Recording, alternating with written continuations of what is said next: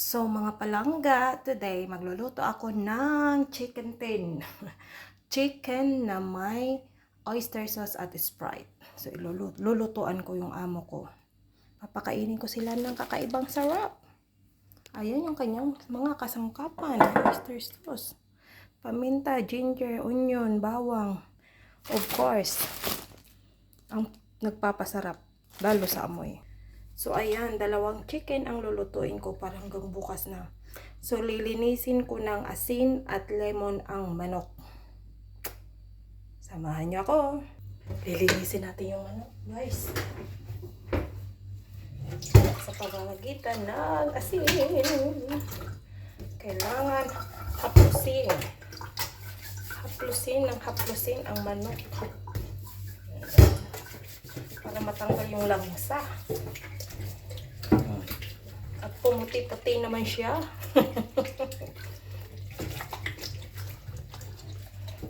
Saka himasin ng lemon.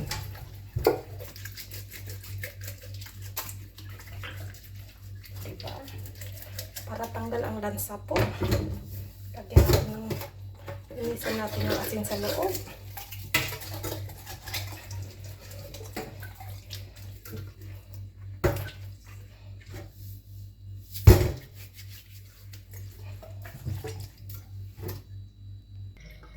So, malinis na ang ating manok. O, mabango na siya. Hindi na siya malangsa. Lalagay na natin siya sa lalagyan pala ng palaman. So, guys, papalamanan na natin yung manok sa loob.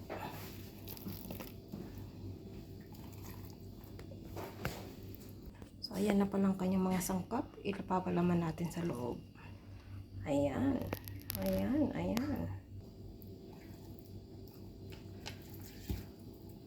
So, ito, lagyan natin ng same process.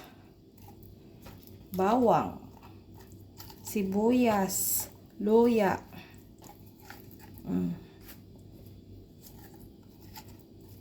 Tapos, itong magic lemongrass. Tarara! Ang sarap-sarap. Ipapakainin ko lang sila, papatikman ko lang sila mga palangga.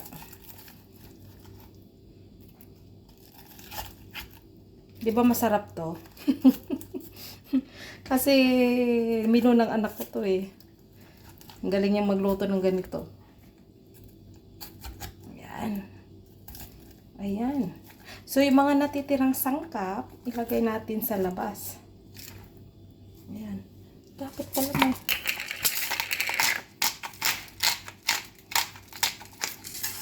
Lagyan ko na rin na.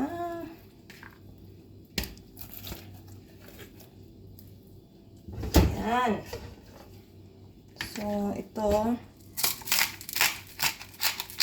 Bali, dalawang manok siya.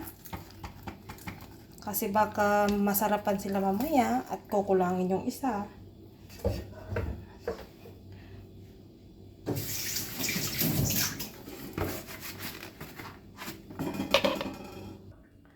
So, yung mga sobrang sangkap, ibubuhos natin dyan. Dyan na yan. Ayan. O, diba? O, sarap. Saka, buhusan natin ng Sprite at pakita ko ba sa inyo binuhusan ko ng Sprite? So, ayan. Ready na siya.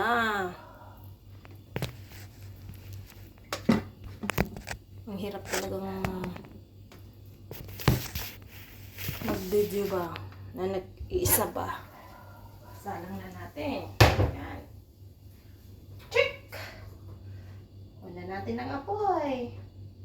Ayan, naka-on na siya. At takpan natin. Guys, hindi ko pa pala nalagyan ng paminta. Sorry naman.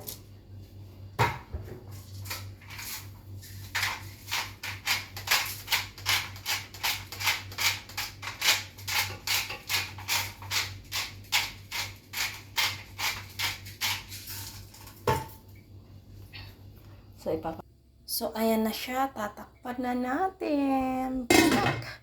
Hintayin natin siyang maluto. Isip natin siya ng 30 minutes. Tapos babalik na rin ulit natin. So, guys, kumukulo-kulo na siya. Look at this. So, look yummy.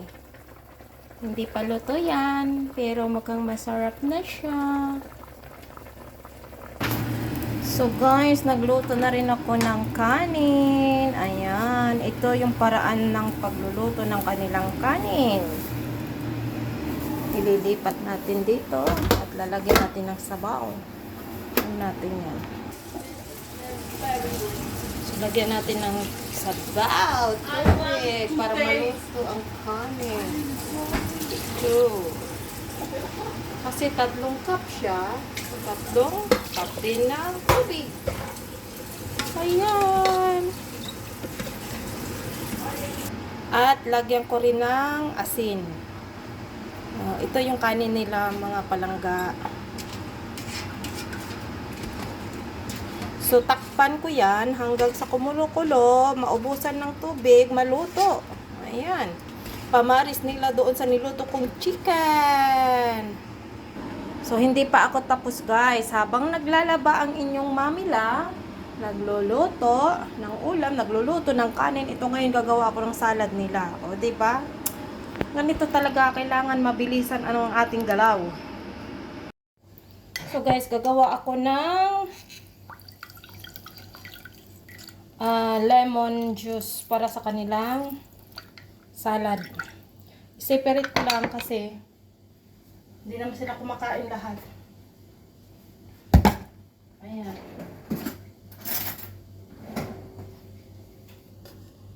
So, ayan na yung na-slice kong cucumber. So, ito na rin yung tomato. Nilagay ko na sa container. Separate lang sila. Bahala na sila magsikuha. Ayan, nilagay ko na para fresh pa siya. So, lagyan natin ng asin. Ang lemon.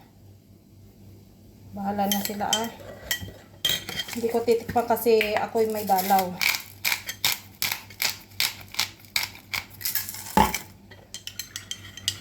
Tapos paminta.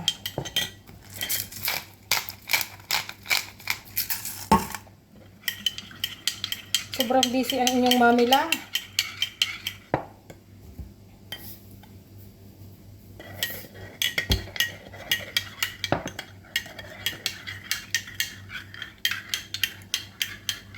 Ayan na.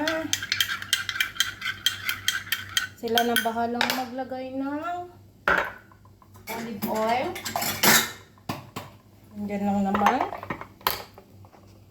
So guys, ayan na siya. O, diba? Sarap. Kambal tuko. Kambal tuko siya. Sarap-sarap.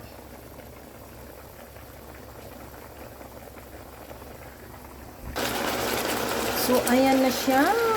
O, diba? Ang sarap-sarap niya na. O, tingnan niyo naman. Wow, delicious.